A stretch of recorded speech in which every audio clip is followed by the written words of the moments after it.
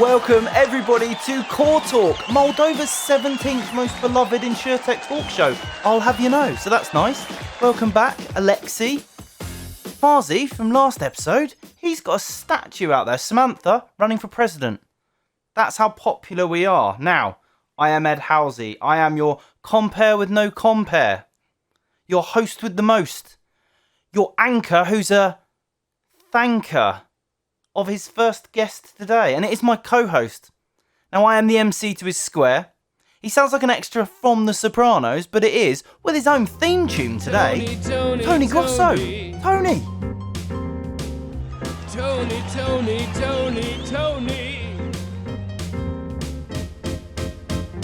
Tony. That's an actual tune. Believe it or not, I found that on the internet. You can find a lot of things on the internet if you search hard enough. Now, for my next guest, I had to write cards. Look, logos and everything. It took a lot of work, this. We take this very seriously. And it's because he's got such an intro. Now, he is the best-selling author of The Future of Insurance.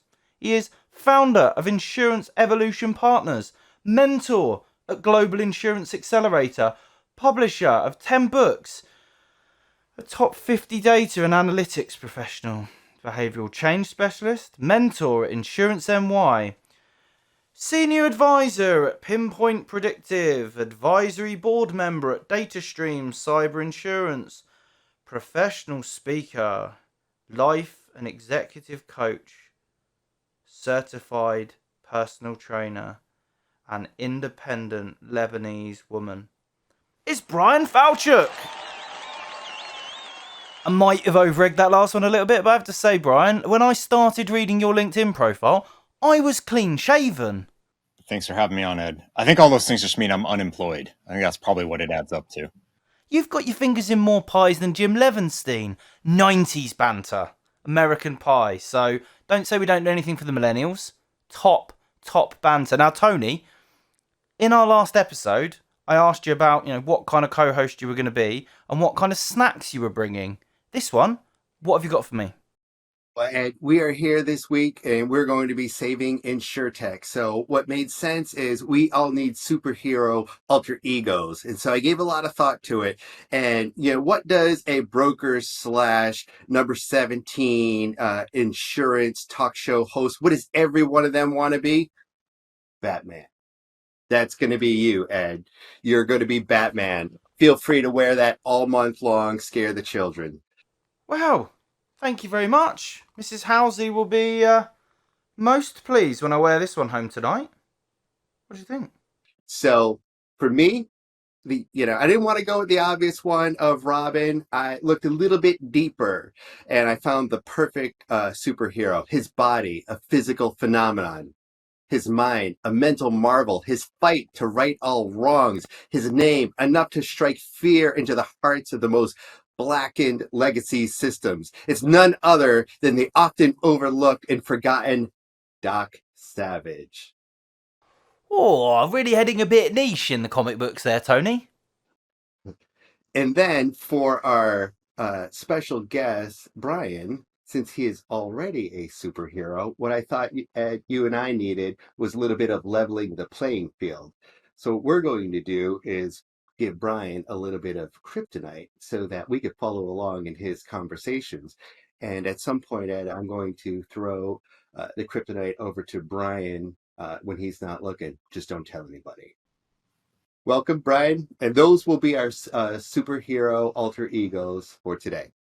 As Tony alluded to, today we're going to be talking about who is here to save Insurtech. And Insurtech, elephant in the room. Bryan, you don't think there's an E in it, right? No, it's like Cap'n Crunch. No one has time for all these letters. We got to be efficient and save the thing. So, Bryan, in the interest of efficiency, let's get straight into the questions. Now, if there was a villain in the story of Insurtech, a Thanos, a Joker, a Condiment King, actually, look it up. Who or what would it be in the story of Insurtech? Okay, well, so first of all, Condiment King, why is that a villain? Condiments are a good thing. But if there's going to be one, I think it's some kind of, tar creature or monster. Maybe for the Brits watching, like treacle monster. It's something that is slowing us all down. That's our That's our kryptonite. Sorry, Tony. That's what's going to take us down, and we have to speed up. We can't just sit here and take as long as we've taken. We can't take a year or two to bring things to market. The insurtechs we're working with, they don't have enough runway to survive that. More importantly, customers won't stand for it anymore at all. And Tony, if you could have any one superpower to save Insurtech, what would it be? What would you want to have at your disposal?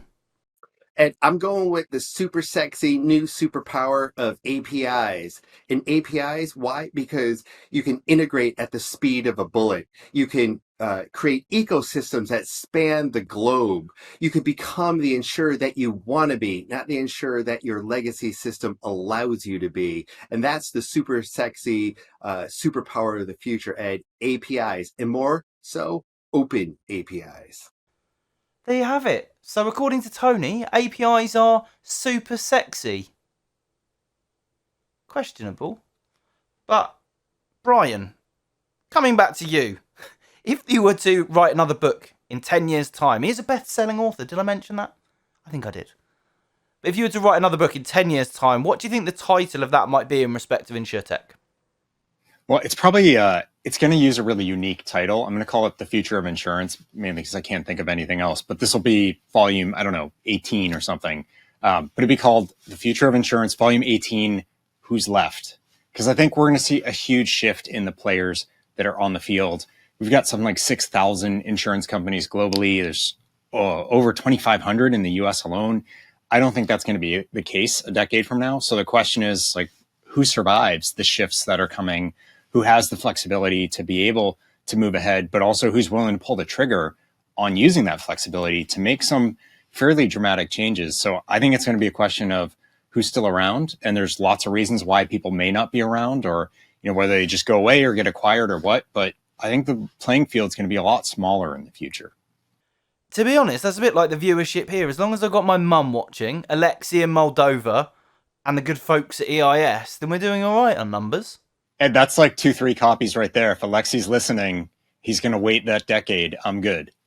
So, Bryan, if there's only 1,000 insurers left in 10 years, who's going to be left to buy your book? Well, it's an insurance book, so the bar for being a bestseller is actually pretty low. So as long as like my mother's still around, I think I'll be okay. So, Tony, why is Insurtech so important? Why do we want it to stick around? Why does it need saving? So to be clear here, Ed, what we're talking about is Insurtech's fine on its own. What we're talking about is Insurtech with respect to the insurance carrier. And what's happening now is it's all fine and dandy. Everybody's doing 1 or 2 integrations, and they're doing it manually or they're doing it as a workaround. But, you know, fast forward to volume 18 in 10 years, the future of insurance. Let's put our minds 10 years from now. And Insurtechs are a really integral part of that whole customer life cycle, all the way from quote all the way to claim. You know, you're not running 1,000 policies anymore. You're running 100,000 policies or 1,000,000 policies. You're not just doing 1 or 2 integrations, but you might be doing 10. All of that needs to be seamless. And if all of that's built on this brittle framework of manual integrations and manual workarounds, it will collapse under its own weight. So, Ed, we're talking about saving insurers as it relates to insurtechs, and that's what needs saving. So, Bryan, we've talked about API Man, worst comic book ever, but are there any downsides to APIs? But yeah, so someone said this to me, and I wish I knew who it was because I'd be giving them credit. But the problem with APIs and lots of point solutions is they get the job done. But if you're not careful, you end up like letting a toddler dress themselves. And what I mean there is you ask a toddler or like a 4-year-old to dress themselves, they pick out each individual favorite item of clothing. And that could include like a favorite left sock and a favorite right sock. And each piece looks amazing. But together, they look like a rag doll going out for Halloween. Like, it's a mess. What we need to do is find a way to make the total experience more cohesive to the customer. And I think that's the shifting point we're at versus 2020 when, you know, everyone suddenly deployed all these solutions to keep the lights on. Fantastic. It's time to make it look and feel like a cohesive, good-looking outfit to our customers on the outside and our partners that we depend on every day. To be honest, exactly the same problem with Tony. Every time he arrives in the studio, we have to send him off to wardrobe. He wore Crocs in for the last one. Tony, would you mind awfully giving us a real-world example of that? Perfect, Ed. So we were working with one insurer who invested quite heavily, actually, in an Insurtech, and this Insurtech had some, really great experience on the front end and the buying process. But for their legacy systems, they went on for a year not able to integrate. And so what we did was during our process of working with them, we actually, because it's open APIs, open technologies, we integrated into that Insurtech in just 4 days. Now, the beauty is it wasn't just a surface integration. We really called out through the APIs, brought their analytics back into our platform, deep into our platform, and then this allowed the carrier to test and learn. Now, here's the beauty, Ed. They when they started testing and learning, they realized that this front end technology, they were going to use it for underwriting, but what they realized was it's actually better served for cross sell and upsell. And so, in just 4 days, they were actually able to put their hands on it, touch it, feel it, and it actually ended up being a different value proposition from what they originally thought. Without that open technology, that is not possible. You're just left people designing things on a whiteboard, going back to waterfall, and that just doesn't work in the new world.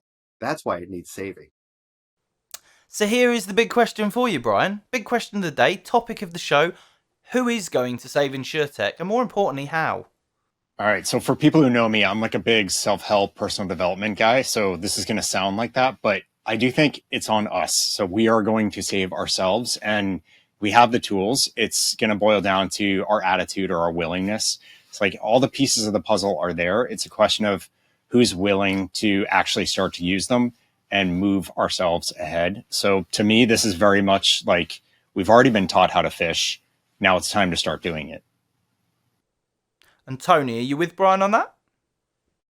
I absolutely agree with that because, the way that the world has been going with Insurtech is the future. Carriers, the legacy carriers, traditional carriers need to integrate, need to adapt with the Insurtechs.